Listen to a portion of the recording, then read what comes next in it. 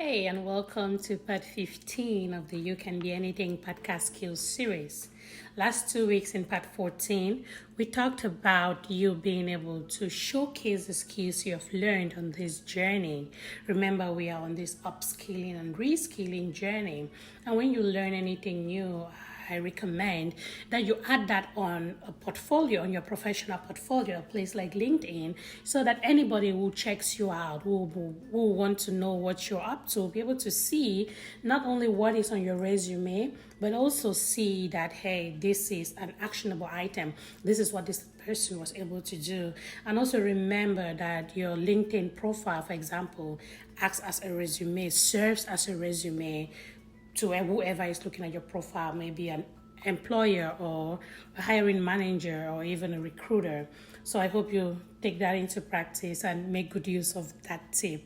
Today in part 15, we'll be talking about a question that a lot of people have issues responding to. Personally, I struggled with that same question when I transitioned into the tech world. So for you who is listening to me, who is learning a new skill, today, I'm here to help guide you, support you as you prepare for this question because the probability is like 80%, 80 to 90% that you're going to be asked this question in your first interview, irrespective of what walk of life you're in. I'm going to start this off by giving you an example of a bad tell me about yourself response that I gave when I first transitioned from research, right, from doing a PhD into the tech world. So the first skill I learned when I made that transition was database administration, Oracle. So I had an opportunity to interview for an Oracle database administration role, and this guy had asked me, "Hey Solange, tell me about yourself." And sitting there, trying to look at myself in the mirror, trying to tell somebody who I was, very low confidence. I bet you that it was the most nerve-wracking experience I've ever had. I had only looked at I had looked at the job post. I looked at the job description. I had found stuff there that I could definitely do because I went to school for 6 months to become one, but I had very little experience or no experience, right? So this was me trying to talk to this person. And I went ahead and talked about, hey, my name is Solange. I come from Cameroon. I was doing a PhD in Germany, which I suspended and moved to the US. I did a bachelor's and a master's in applied linguistics at the University of Boya. I am a single mom. I just moved to California and looking forward for an opportunity to find a good job. That was definitely a bad response because I spent all the time talking about myself, about my personal stuff. I even went as far as talking about how I had failed my PhD. Right, went about talking about my parenting and all of that. That's family stuff. That's too private. Yes, it's okay to bring in something about yourself, but the level at which you go you should be very careful with that. Again, all what I said was not relevant to this job, not at all. It had nothing to do. That is why I will qualify that response as a bad tell me about yourself response. And again, remember, my goal here is to target the people who have learned a new skill or people who are transitioning. So this is like your first time that you're talking, or maybe you who is freshly out of college, right? This is your first time to talk about yourself professionally, and most probably you don't have any job experience. You don't have any experience that you can pull back because, again, the ideal way is to talk about, pick out 2 or 3 jobs of your past jobs, talk about what you did there, how you succeeded, how you contributed to success, bring out some quantitative results and all of that. But if you're freshly out of college or you're just learning a new skill, then that will be hard for you. This is what I want us to talk about as a new person. So if you have watched the previous episodes of this skills podcast, you remember I encourage you to do hands-on activities, right? I encourage you to volunteer if you can. Not everybody can find opportunities to volunteer, but if you do, please make use of that.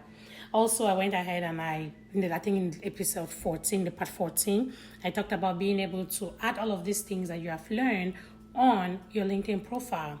This is an opportunity for you now to bring these hands-on exercises and talk about them. Make these your experiences. Make these the projects that you have worked on.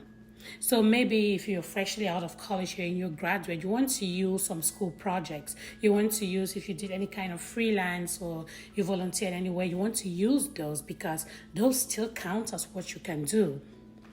So for example, let me circle back to, I remember, I think it was part 13, we talked about doing hands-on exercises. Let me go back again to my Salesforce dashboard that I talked about. Remember, I said, okay, you're able to build a magnificent Salesforce dashboard, a dynamic one, the type that anybody who looks at it sees it in their own perspective, sees it as it relates to them. And you want this intrigued you and you want to talk about this is an opportunity for you to use that to be able to tell the hiring manager now about what you have done in the past. So this is where those hands-on activities will save you, because considering that you've done these things yourself and you're new to this field, you've not had the opportunity to work, you don't have any experience, the hands-on activities will help give you that confidence that you need to be able to talk to a hiring manager. And when you have that confidence, you look at them in the eyes and you tell them what you can do and how you succeeded and what were the outcomes of this thing that you did. So please take your hands-on activities very, very seriously. Look for little projects and work on. If you have an opportunity to volunteer, please do not miss out on it. It's going to help you a lot, especially when you talk about yourself in this instance. So yes, you've been asked to talk about yourself. What you want to put in mind is that, hey, you want to talk about your past, you want to talk about your present, and you want to talk about your future. So you want to pick your past. For example, let's say you've been learning this new skill for the past 6 months to 1 year. You talk about, hey, I was able to build this beautiful dashboard and present it to my class. Again, you're studying as a team, and other people that were able to look at this saw this dashboard as it relates to them. You say what the dashboard did. You can pick and talk about a project that you've worked on, one other project, bring out the outcomes of the project, how it was successful. So you get to choose about 2 or 3 of those hands-on activities that you've done, which at this point will be serving as your own experience, and you talk about them. Not narrating the whole thing you did, but like the key points, for example, what the problem was, what your solution was, and what the outcome was. You just go ahead and you talk about them briefly. Then you switch gears because, yes, remember, you have 2 to 3 minutes to talk about yourself. You don't want to go above 3 minutes. So that is your past. So in order to talk about your present, because we want to talk about the past, the present, and the future, right? So the past is your hands-on activities. Your present is what you have learned so far about this company. Remember, it's important that before you go for an interview, check out that company, go do some research, look at their values, look at their social engagement, look at what is important to them. Find one of the things about the company that relates to you and hang on to that. Talk to them about it. Acknowledge during the interview that, hey, I know that this is what you're looking for. I know that you're looking for somebody who is able to do A, B, C. And personalize it. Say, yes, according to what you've told them so far, you know that you are the right person for this job. You know that you'll be able to do this. And besides, apart from that, this so and so value that the company holds is something that is important to you. Maybe it's a company that encourages us to be able to take care of our environment. Personalize that, make that. That is you talking about your present. That is you talking about what you can do for what you know what they need, and you know that you are able to do it. And now it's time for you to talk about the future, because it is important for you to also show them that, hey, you are on, considering that you're new to this field, you've not had any background, you're looking for growth, right? You want to be able to grow. So again, you go ahead and you mention that, yes, you're this kind of a person, considering that you decided to transition into this walk of life, into this new field. You're always looking for opportunities to grow. You're continuously learning. You go ahead and even tell them your plans. Let's say you've gotten a certificate or 2. You say, okay, I got this certificate ABC, and within the next 3 to 4 months, you're working on getting this new certificate, or you're working on, show that you are actively learning. And this is especially for you who is new in the field. So this is especially for you who has been on this new skill journey with me. You want to show that you are actively learning and you're willing to learn even while you're on the job. So let that be your future. Then you can go ahead and bring it a little bit personal, talk about some of your skills, bring out your transferable skills. Never forget to do that, because in your previous life, you had skills that you can use in this current job. So don't forget to mention those transferable skills that you're bringing along. So in a nutshell, we have talked about how you can use your hands-on exercises as your experience, which you put in the past section of the Tell Me About Yourself question. Use what you have learned about the company, use the job description, what they are looking for as your present, because you want to talk about your past, the present, and tell them why you'll be a good fit for this job.